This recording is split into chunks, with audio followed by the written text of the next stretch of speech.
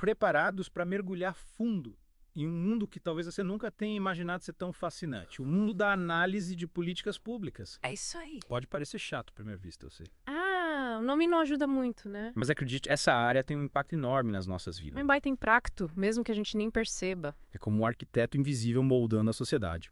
E para nos guiar nesse labirinto de decisões, a gente convidou um expert no assunto. Seja bem-vindo ao The Deep Dive. Opa, Valença, prazer estar aqui. E o mapa da mina que a gente vai usar para desvendar essa área tão importante é o livro Análise de Políticas Públicas. Diagnóstico de problemas, recomendação de soluções, do Leonardo Seti. Isso aí. A ideia é que no final você não só saiba o que é essa tal análise de políticas públicas, mas também porque você deveria se importar com ela. Com certeza. E para começar, vamos direto ao ponto.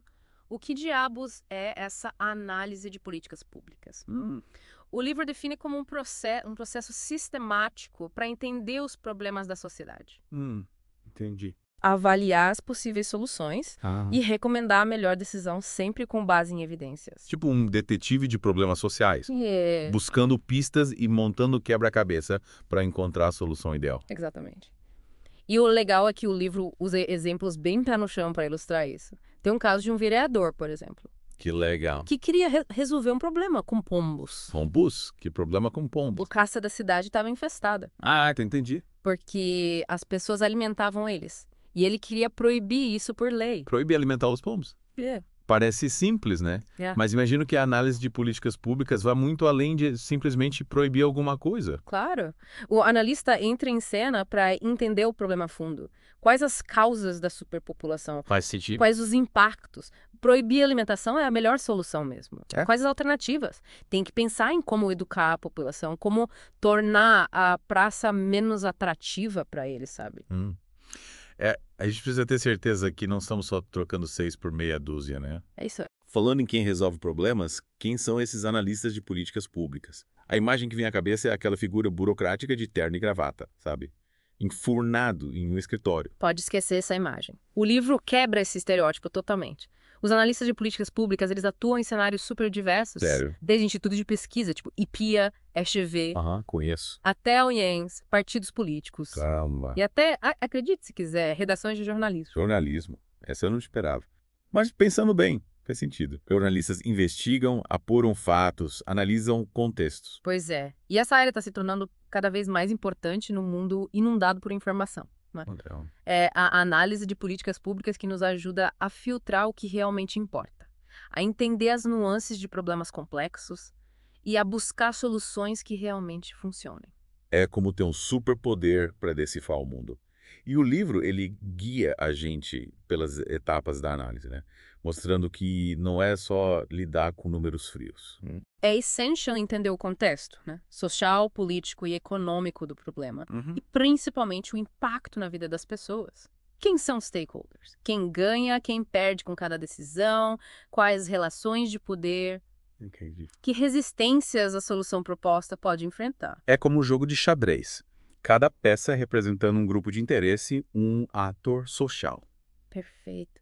E por falar em jogo, o livro apresenta duas abordagens principais para essa análise, a racional e a argumentativa.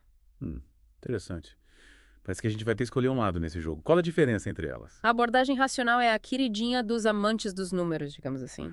Tá. Ela busca a máxima eficiência através da análise de dados, cálculos de custo-benefício. Tipo um quebra-cabeça lógico, onde cada peça tem seu lugar. Exatamente. Já a argumentativa reconhece que as decisões políticas não são tomadas no vácuo, né? Envolvem valores, ideologias, jogos de poder, persuasão. É verdade. É essencial para lidar com problemas complexos com alto impacto social e político. Acho que já estou entendendo.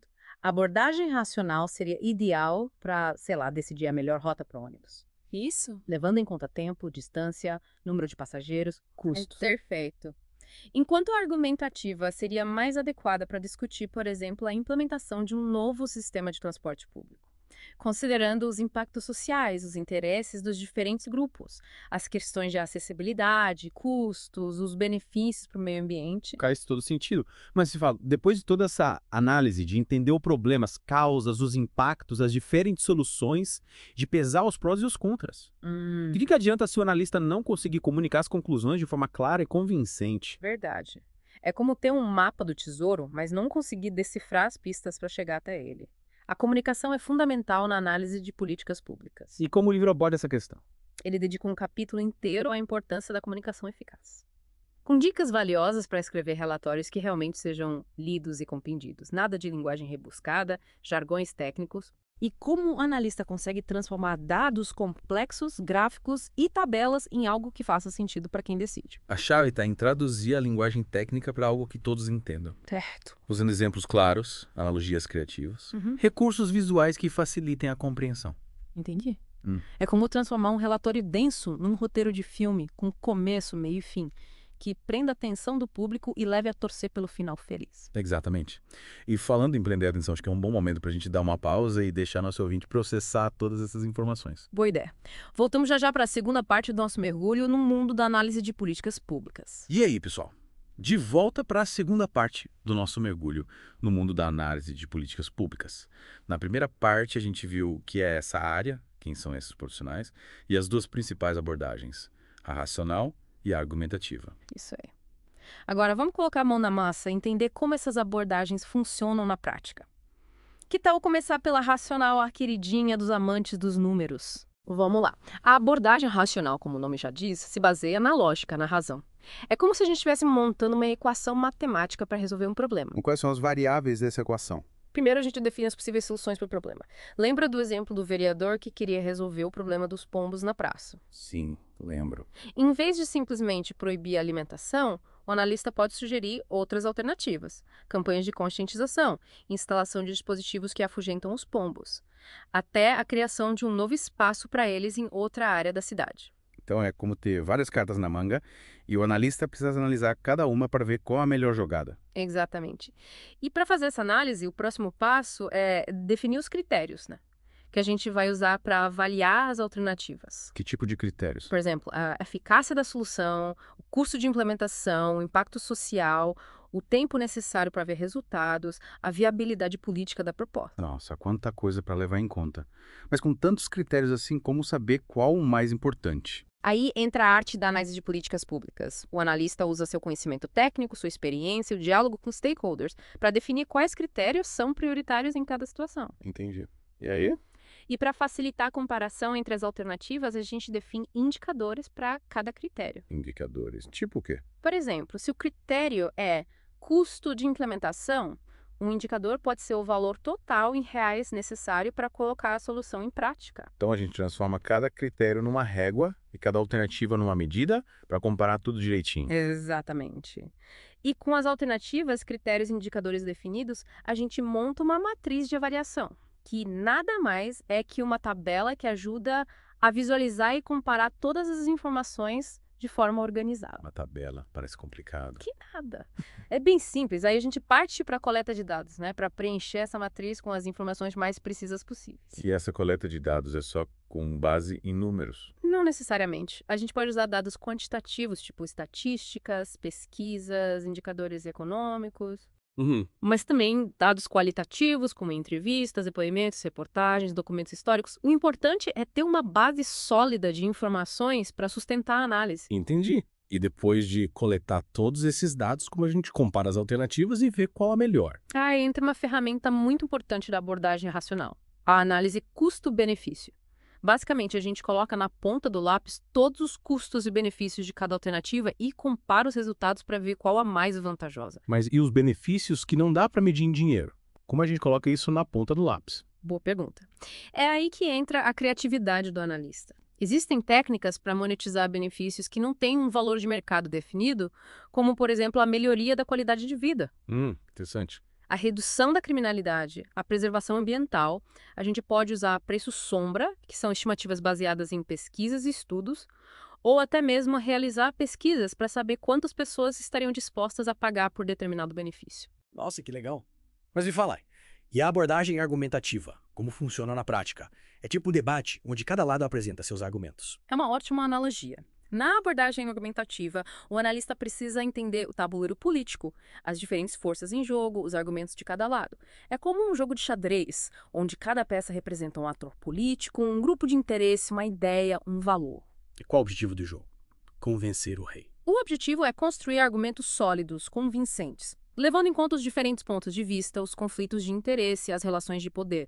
O analista precisa analisar tudo com imparcialidade para chegar a uma conclusão justa e equilibrada. Parece um desafio e tanto. E como a gente constrói argumentos fortes? Primeiro, a gente mapeia os atores envolvidos na questão, entende os interesses deles, os valores, as motivações. Depois, identifica os principais argumentos a favor e contra cada alternativa, buscando evidências, dados, pesquisas, exemplos que sustentem cada ponto de vista. É como o detetive que reúne todas as pistas para desvendar um mistério. Mas nesse caso, o mistério é qual a melhor política pública a ser implementada. Exato. E para organizar toda essa informação, a gente pode usar técnicas como mapas de argumentos, que são diagramas que mostram as relações entre os diferentes argumentos, as evidências, as objeções, as réplicas. Mapas de argumento. Também podemos usar análise de discurso, que nos ajuda a entender as estratégias de persuasão utilizadas pelos diferentes atores. Caramba, a abordagem argumentativa é bem mais complexa do que eu imaginava. Exige muito do analista, né? Com certeza. O analista precisa ter uma visão ampla, crítica e estratégica. Precisa ser um bom comunicador, um bom negociador, um bom mediador de conflitos. Mas também é uma abordagem muito mais rica, porque nos permite entender a complexidade da política, as nuances, os jogos de poder, os valores que estão em jogo. E com isso, chegamos ao fim da segunda parte do nosso mergulho no mundo da análise de políticas públicas. A gente explorou as duas principais abordagens, a racional e a argumentativa, e vimos como elas podem ser usadas para analisar problemas e encontrar soluções. Exatamente. E na terceira e última parte, a gente vai descobrir como os analistas comunicam suas conclusões de forma eficaz para influenciar a tomada de decisão. Afinal, de que adianta ter a solução perfeita se ninguém souber dela, né? Verdade. Voltamos já com a parte final do nosso mergulho. E cá estamos nós de volta para a última parte do nosso mergulho no mundo da análise de políticas públicas. Já vimos o que é a área, quem são os profissionais, as abordagens racional e argumentativa. E agora, o grande finale. É isso aí. Como os analistas comunicam suas conclusões para que elas realmente influenciem as decisões. Afinal, não adianta ter a solução perfeita se ela ficar escondida num relatório empoeirado, né? Exatamente. A comunicação é a ponte que conecta a análise à ação. Mas como transformar dados complexos, gráficos e tabelas em algo que faça sentido para quem está no poder de decisão? É como traduzir um idioma alienígena. É aí que entra a comunicação eficaz. O analista precisa se transformar num contador de histórias, traduzir a linguagem técnica para algo que todos entendam. Tipo, usar exemplos claros, analogias criativas, gráficos e tabelas visualmente atraentes. Tudo isso ajuda a mensagem a ser mais clara, mais digerível. É como transformar um relatório técnico maçante num filme envolvente, né? Que prenda a atenção do público do começo ao fim. Perfeito. E para construir essa narrativa poderosa, o analista usa várias técnicas. Uma delas é a pirâmide invertida, que coloca as informações mais importantes logo no início. Ah, entendi. Tipo um jornal faz com as manchetes, né? Exatamente. Outra técnica é o storytelling, que usa narrativas envolventes com personagens, conflitos, emoções. Storytelling na análise de políticas públicas. Isso parece inusitado. Me explica melhor como funciona. Imagina que a gente está analisando o problema do transporte público. Em vez de apresentar um monte de números frios, o analista pode contar a história de uma pessoa real, que depende do transporte público todo dia, mostrando os desafios, as longas esperas, a superlotação, a falta de segurança. Nossa, é verdade. Isso coloca o problema em perspectiva. É muito mais impactante que uma tabela cheia de números. Com certeza. E além do storytelling, o analista precisa dominar a arte da apresentação, né? Utilizar recursos visuais, slides, gráficos, imagens, vídeos, nada de slides com textos intermináveis, tabelas minúsculas. Slides lotados de informação são um convite ao sono, né? Total. E como o analista sabe qual a melhor forma de apresentar as conclusões? Depende do público. Exatamente. Se o público for de especialistas, a linguagem pode ser mais técnica, mais detalhada. Se for um grupo de políticos, a apresentação deve ser concisa, focada nos pontos principais, com uma linguagem clara e objetiva. E se a ideia é comunicar para a sociedade em geral, a gente precisa de uma linguagem ainda mais simples, mais acessível, né? Com recursos visuais que chamem a atenção. Então o analista precisa ser um camaleão da comunicação, adaptando a língua de cada público. Exatamente. E além da comunicação clara, ele precisa ter jogo de cintura para lidar com as diferentes opiniões e interesses. Nem sempre as conclusões da análise serão unânimes, né? Ele precisa estar pronto para o debate. É como um mediador em uma disputa, buscando um ponto de encontro entre diferentes perspectivas. Perfeito. O analista precisa saber ouvir, construir consensos, encontrar soluções que, pelo menos em parte, atendam aos interesses dos diversos atores. Depois de todo esse trabalho, Analisar o problema, gerar alternativas, comparar custos e benefícios, construir argumentos, comunicar as conclusões. O que acontece com o relatório? Ele realmente causa algum impacto? O objetivo final da análise de políticas públicas é influenciar a tomada de decisão, né? O relatório pode ser usado para embasar a criação de novas leis, a implementação de programas governamentais, a alocação de recursos, a mudança de práticas. Senão a jornada do analista não termina com a entrega do relatório. De jeito nenhum. Ele precisa acompanhar o processo, monitorar os resultados, avaliar o impacto da política implementada e, se necessário, propor ajustes. Uau, que responsabilidade. É como plantar uma semente e acompanhar o crescimento dela até virar uma árvore frondosa.